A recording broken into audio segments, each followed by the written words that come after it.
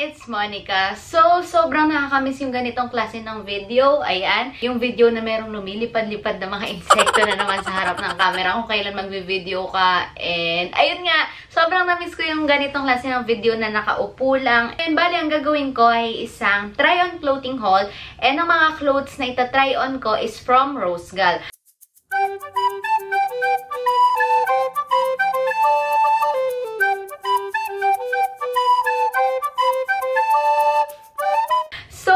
Kung gusto niyo makita kung ano yung mga nakuha kong items sa Rosegal, please keep on watching. So, I got 5 items here with me na galing sa Rosegal. And kung gusto nyo nga palang umorder, guys, don't worry, ilalagay ko yung link nila sa may description box. And also, ilalagay ko dito sa screen and sa description box yung kanilang discount code para magkaroon kayo ng discount na 12%. So, di ba laki ng matitipid nyo kapag nagkaroon kayo ng discount gamit yung discount code na ibibigay ko. Unang-una, ipapakita ko sa inyo tong very cute dress na nakuha ko sa kanila. Knitted yata to, kung hindi ako nagkakamali. And one size lang to. Kaya, ayan. Ang cute nito kasi parang pa-oversize yung kanyang style. Eh, nakalagay siya sa ganito. Kaya, ang ganda. Kasi, di ba magagamit mo pa yung mga ganito eh. And, ayan. Buksan natin siya. Ang bigat nito kasi ang kapal-kapal ng tela niya. And, sobrang ganda. Kasi, tingnan nyo naman yung color niya. Mustard yellow, di ba? Sobrang cute. And yung details niya, tingnan nyo. As in knitted talaga na, wow! Ang ganda-ganda. And parang pabagsak yung shoulder niya dito. Which is cute kasi nga oversize yung kanyang style. Actually, ito yung pinaka-favorite ko sa lahat ng nakuha ko sa Rosegal. Kaya kung gusto nyo bumili nito, dahil perfect naman siya sa weather natin ngayon, dahil malamig ngayon.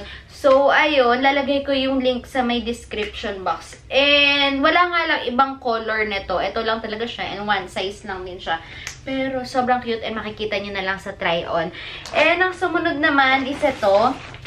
Ayan. Bali, pare-parehas lang naman sila ng lalagyan. Isa lang yung naiba ng lalagyan sa kanila. Makikita nyo mamaya. And ito yun. Parang ano lang to, slacks.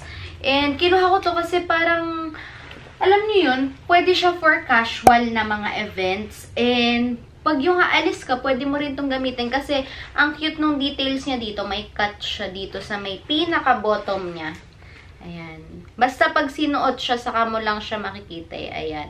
Ganyan yung pinaka-itsura niya. And ano siya, parang hindi siya eksaktong-eksakto sa pinakababa ng binti mo kasi medyo bitin siya. Kaya ang cute-cute lang ng style niya. Pwede mo siyang i-dress up or i-dress down. Ayan. And ang sumunod naman is ito. Ang cute din ng dress na to. Simple lang yung style niya. Pero ang lakas alam mo yun, pag wala ka nang masuot, parang get a dress. And ito, pwede mo siyang gamitin. Kasi white lang siya and stripes. Ayan, wait, ayaw mag-focus. Ayan. And medyo mahaba rin siya. And meron siyang hindi, lukot lang pala siya. Kala ko may ruffles. Basta, ayan. Ganyan lang siyang kahaba. And etong style na to, alam niyo yun, di ba uso naman ngayon yung dress, tapos may t-shirt ka sa loob. Pwede yun. Pero pwede rin to na as it is, na dress lang. Ayan. And para naman kung ulitin mo siya and hindi mapansin masyado na naulit mo siya, ayun nga, pwede mo siyang i-partner sa mga t-shirt. Ayun, sa loob niya. And ito, ang cute na itong oversized shirt na to. Kung titingnan mo siya, para siya, alam mo yung makikita mo sa closet ng papa mo, ganyan. Kasi yung style niya, pang lalaki talaga. Ayan, pati yung color niya, para siyang yung mga polo shirt, t-shirt ng mga tatay natin. Pero, ang cute nito kasi oversized siya, pwede siyang nakatuck-in, pwede mo siyang ibuhol. And also, pwede din siyang dress kasi sobrang haba niya. Pero syempre, mag-short ka kasi kahit naman mahaba siya, diba? Alam mo na, sa Pilipinas, dapat maingat tayo. And, ayan, ang cute lang nung style niya. Parang pang tatay lang talaga. And, lastly, kinuha ko tong belt na to. Ayan. Ganito lang siya. Yung meron siyang bilog dito. And, ayan. Diba? Super cute. And, ang masasabi ko dito sa, sa belt na to, hindi siya yung belt na nabibili natin na normal kasi mataba siya. Ayan. Yung width niya, hindi siya yung sakto sa mga lagayan ng belt sa mga pantalon natin, sa short natin. Ito yung belt na para lang kapag yung sobrang plain ng damit mo and gusto mo na magkaroon ng korte or magkaroon ng konting style, ito, pwede mo siyang gamitin kasi hindi talaga siya kasya sa mga yung sa mga pants. Kasi trinay ko na to. Gagamitin ko siya dapat noon. Hindi kasya. So, ayun. Bali mamaya, feel ko, ipapartner ko to dito sa oversized na shirt. And makikita nyo naman yon.